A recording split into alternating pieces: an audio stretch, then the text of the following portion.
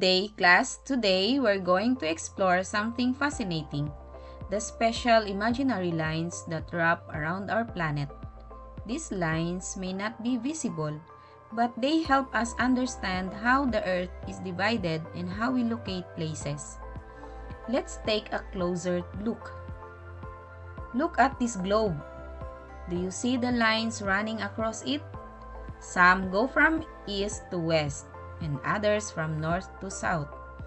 These are called latitude and longitude lines. But among them, there are special ones that play a big role in geography. The equator. This line goes right around the middle of the Earth. It divides the planet into the northern and southern hemispheres. Places near the equator are warm all year because they get direct sunlight, like Philippines. Next are the Tropic of Cancer and Tropic of Capricorn. These two lines mark the boundaries of the tropics. The Tropic of Cancer is north of the equator, and the Tropic of Capricorn is south. They show how far the sun can shine directly overhead.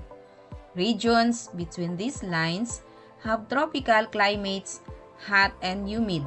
Next are Arctic Circle and Antarctic Circle.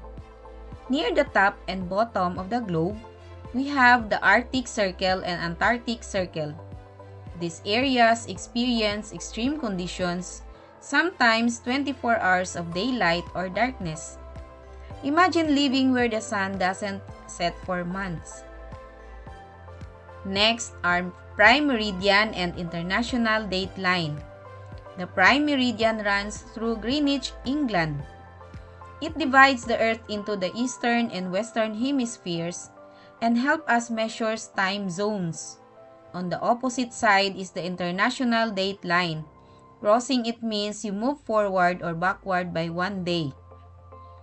So even though these lines are invisible, they help us understand our world, where we are, what time it is, and even what kind of weather we experience.